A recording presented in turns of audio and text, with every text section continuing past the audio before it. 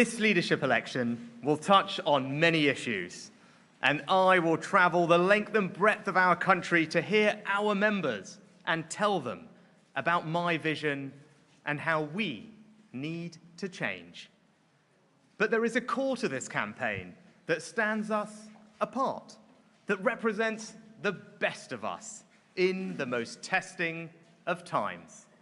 And that is moral courage.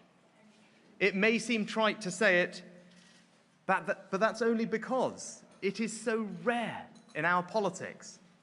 The moral courage to tell the truth, even if it hurts me. The moral courage to raise issues, even if they are uncomfortable. And the moral courage to rise above the smears and the hatred, no matter how baseless or unfair. We can be better, and we will be better. Now, this courage comes from my family. My mum, who ran the local chemist on Burgess Road in Southampton, and my dad, a local NHS GP. This country gave them the opportunity for a better life, and they took it. They had 3 children, me, my brother, and my sister. And they gave everything so that we could have more than they had. It is the most conservative of conservative stories, and one that everyone here would recognize. Now, my mum and dad are not here today, but my wife and children are. And whatever happens in this election, I've never been prouder to say to them, I love you all.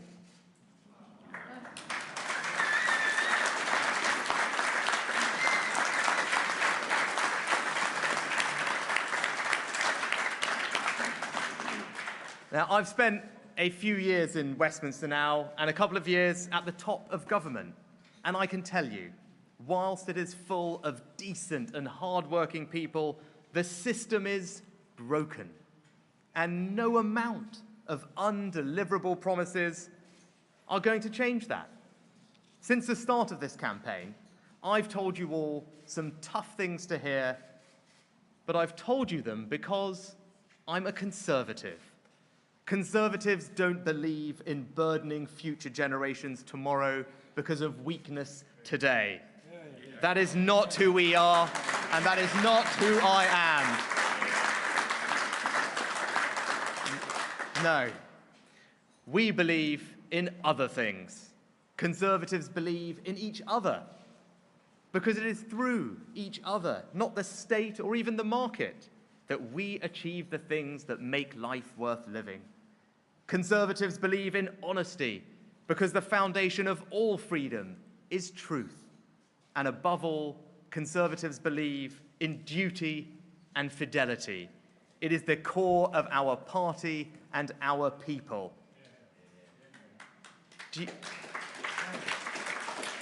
Duty and fidelity to one another, to our families, those we love, to our neighbors and friends, to our word, and to our country. These are conservative values, and they are my values. And as your Prime Minister, I will turn these values into action for you. Because the problems we face are so much more fundamental than any candidate in this election has told you. Enough is enough. I am here to tell you that unless we change, unless we are competent enough to grip this moment and make it work for our country, the challenges we face in the coming months alone will push us to the limit. This must not happen. The stakes are too high and the cost to our people too great.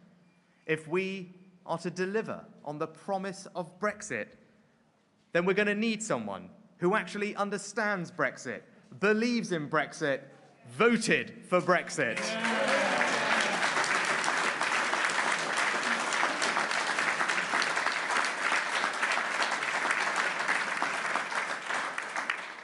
And if our challenges are great, then our answers must be too. We have national emergencies that must be dealt with, and we have to tell the truth. We have to tell the truth about our NHS, and the pressure it is under. I've taken a lot of political pain to make sure the NHS has what it needs, and I'm the candidate in this contest who can say unequivocally the NHS will be safe in my hands. We face the worst NHS winter crisis in decades. Tackling the backlogs is the biggest public service emergency. We need a fundamentally different approach. We will take the best of our COVID response and apply those lessons to clearing the massive backlogs in the NHS. We have to tell the truth about immigration because our system is still not working. It is simply unacceptable to have the current situation where criminal gangs are still trafficking illegal immigrants to this country, exploiting loopholes in the legal system, and yes, our compassion. We must never lose that compassion, but we must be tougher and we must be uncompromising. And as someone who is the product of immigration and the warm and welcoming embrace of this country, I know it can work, but only legally. We have to tell the truth on criminal justice and sentencing. Over half of all crimes are committed by just 9% of criminals. So if you want to deal with the crime, then any answer that doesn't target that group of people who are committing most of it isn't worth the paper it is written on. We have to tell the truth about our schools, where the great education reforms of Michael Gove have come under threat. So we must now again double down, not just on teacher quality and technology, but genuine reform of our curriculum. We have to tell the truth about national security. Yes, defense spending needs to increase, and I will never shortchange our armed forces, and my track record proves that, with the largest increases in defense spending since the Cold War. But simply saying 3% isn't a plan. It's an arbitrary target. Rather, we need to provide our military with the resources it needs to do what it needs to do to keep us safe.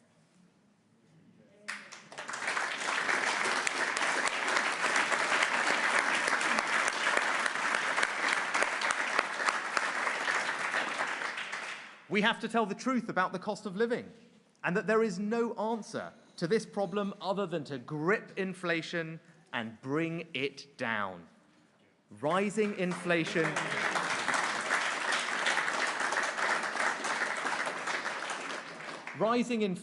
is the enemy that makes everyone poorer and puts at risk your homes and your savings. And we have to tell the truth about tax. I will deliver more tax cuts. I've already made real progress as Chancellor, but I will not put money back in your pockets knowing that rising inflation will only whip it straight back out. So we will tell the truth, no matter the cost, because there can be no real change without. But real change is there, I swear it. We can be better, but it will only come with radicalism. We can grow our economy, creating more and better jobs with higher wages and real progression if we actually get businesses investing. So I'm going to reform our tax system and make this the best country in the world to invest. And it's not just about big businesses. This is about small businesses too. This is about our high streets. They can't grow if they can't invest, and I will fix that. We can revolutionize our education system, but only if we accept that the status quo is not only unacceptable, but immoral. I don't care where you're born or who your parents are, your birthright should be a world-class education.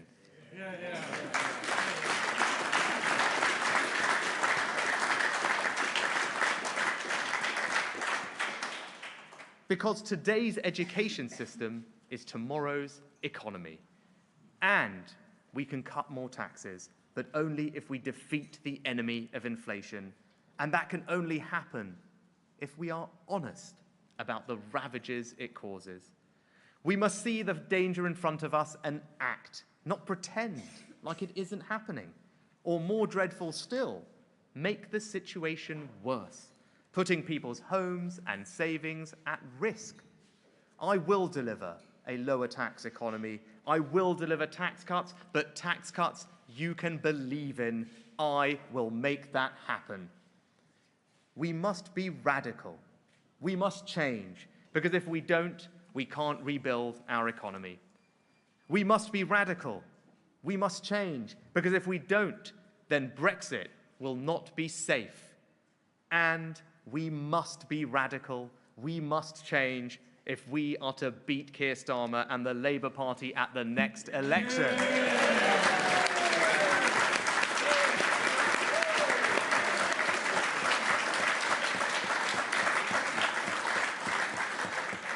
Because all the promises in the world mean nothing if the country wakes up to a Labour government in 2024.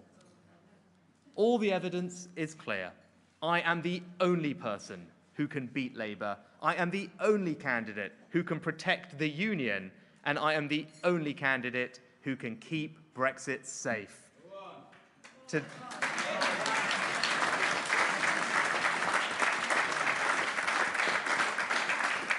Today, my campaign with party members begins. My campaign will represent the very best of Conservative values. I will give everything to earn every vote. But be in no doubt, I am the underdog.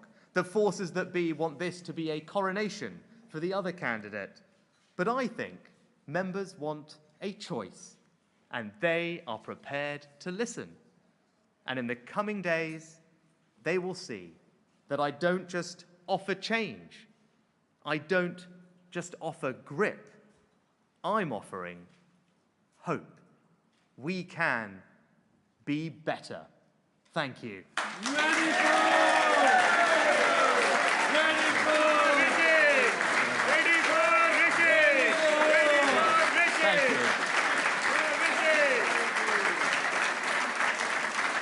Thank you. Yes, we'll do it afterwards. Thank you. Let me take some questions. Oh, amazing. Thank you. Right. Thank you very much. Now, I think we've got time for some questions, and I know there's some media over here somewhere, and then we'll take some questions from all of you as well. Right. Let's start with the media. Charlie, who have we got? Have we got a mic somewhere over there? Tony, perfect. Sorry. Yes, you want to say your name? You... Tony Way from BBC. Hi, Tony.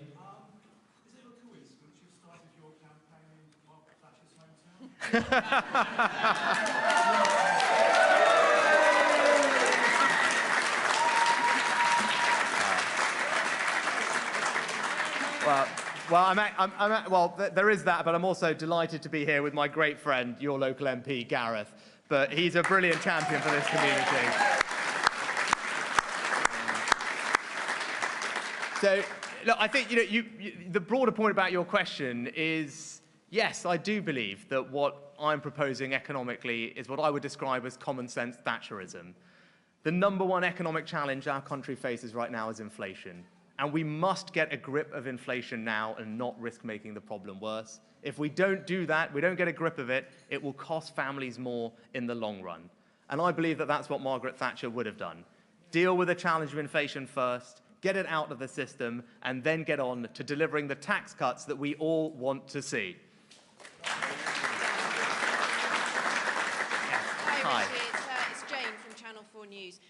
You talked about honesty, telling the truth about taxes.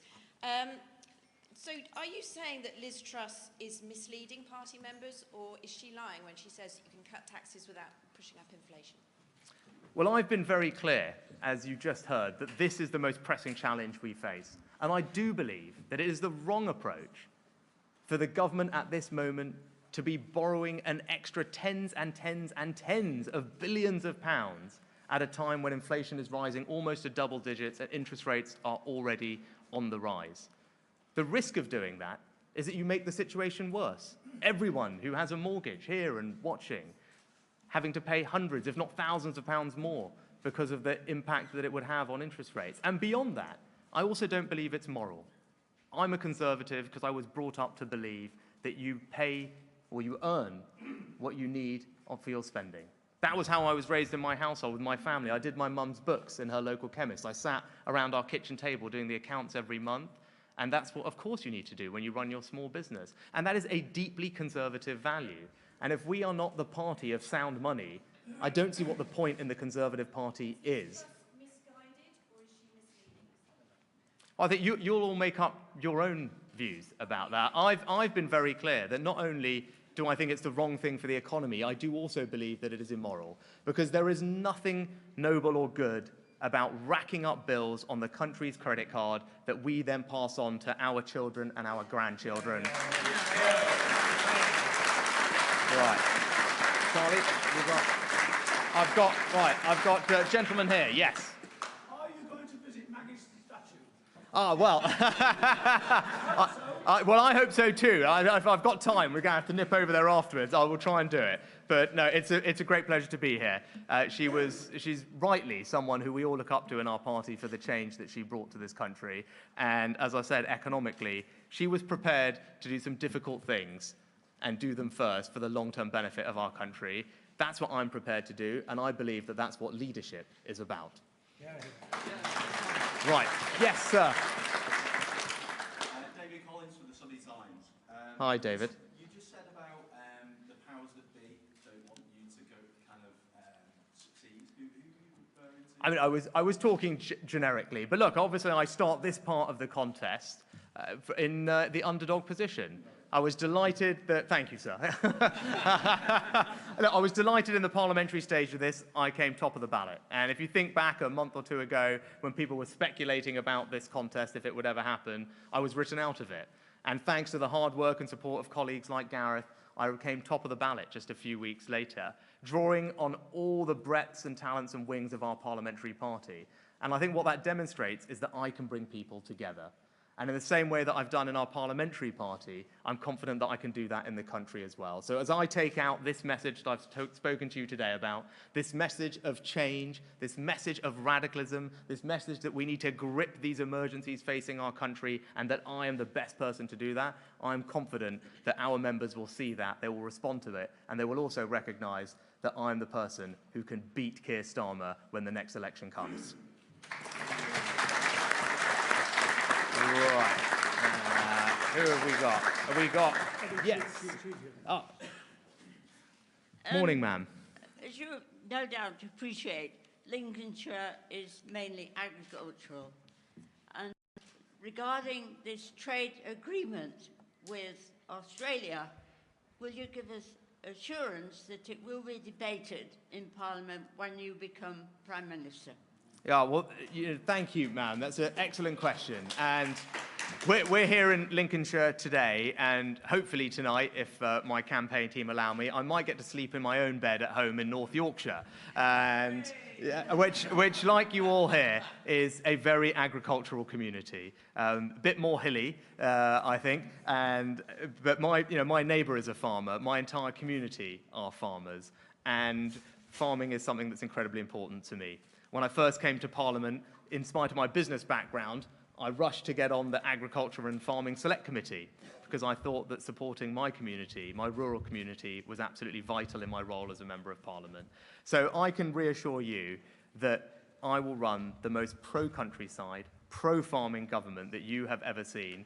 And you know what? If I don't, my own constituents won't re-elect me, let alone anyone else.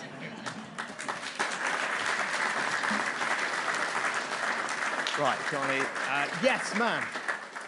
Hello, I'm Juliette Donoghue, former councillor of Rushcliffe Council, but also a nurse that worked during the pandemic. And just for the press, particularly Channel 4, that he's not told me to say this, by the way. Thank you for what you did in the pandemic, all your hard work. We were the lead in Europe. We never lacked people that was alive in the media.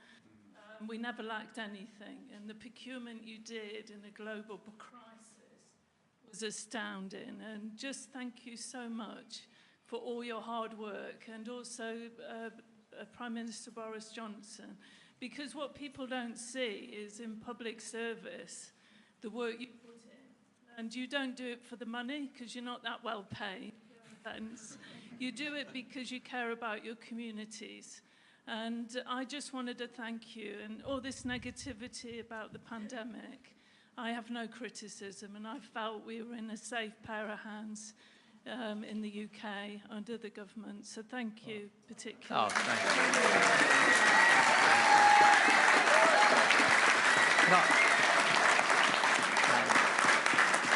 Juliet.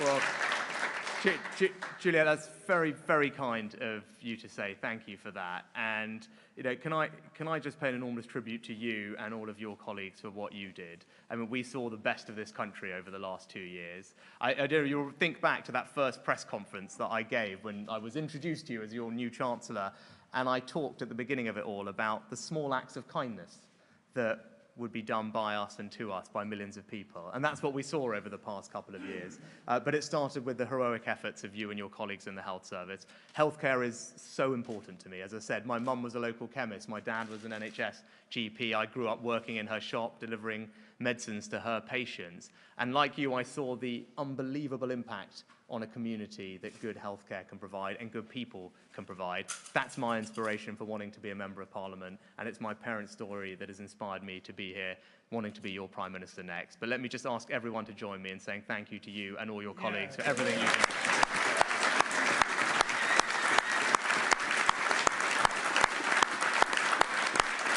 Right. We've got questions galore. So go on, sir, here in the front, and then we'll... With an ever-hostile China posing a long-term threat to our economic and national security, the UK needs to look at alternatives. Post-Brexit is a great opportunity for that. If you became Prime Minister, what is your longer-term vision of working with India and other countries so that we can reduce our reliance on China? Yeah, well, that's an absolutely excellent question. Now, China poses a threat to our security. It poses a threat particularly to our economic security, but thereby our national security. It's an authoritarian regime with values that are different to ours. And as Prime Minister, I would be robust in standing up for the values that we believe in and protecting us against the threat that China poses to our security. Specifically, there was a speech that the heads of the FBI and MI5 gave very recently, jointly, about the threat that China posed. And I thought that was an excellent speech, and that is the approach that I would follow as Prime Minister. But it requires us to think differently, because the threats that we face have changed. If you find companies that we don't know where they're from trying to infiltrate our universities, our civic society, buying up the best technology that we're creating out of our universities, those are new 21st century threats, and we must guard against them. And I will tell you, as dual Prime Minister, have every confidence that's exactly what I will do. Right, Charlie, we'll go. We've got time for another one. Yes, go on, sir. Thank you. Phil Stevens, Middle England. Not a question, just a bit of advice. A lot of your MPs were put in place by, I'd say, the sheer pizzazz of Boris.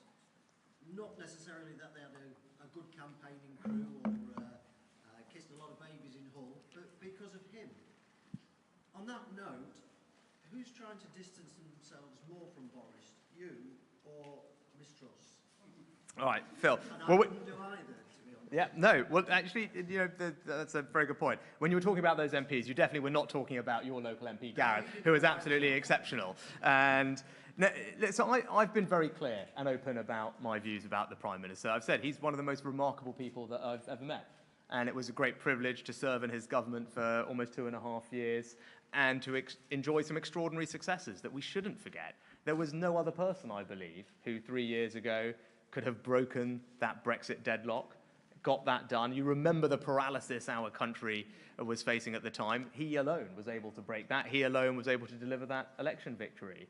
And it's because of him that we managed to successfully roll out the vaccine, support the country through the pandemic, as we heard from Juliet, but then also to stand up to Ukraine first and before others. And he deserves enormous credit from those things, and I'm not going to rewrite history and pretend that those aren't wonderful things. But for me personally, it got to a point where enough was enough, and I felt I had to leave from government. That wasn't an easy decision.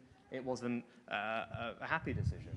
But now, at this point, we have to look forward. The choice now for all our members is who is the best person to lead this country through the challenges we face. You heard a little bit from me today about those emergencies that we face, whether it's tackling illegal migration, whether it's tackling the backlogs in the NHS, whether it's getting a grip of inflation and rebuilding the economy so that we can cut taxes, whether it's keeping Brexit safe and realising all the opportunities. I'm the person who can best do that, and crucially, I am the best person that when the time comes can beat Keir Starmer and deliver a historic 5th election victory for the Conservative Party. Thanks very much. Thank you. Thanks very much.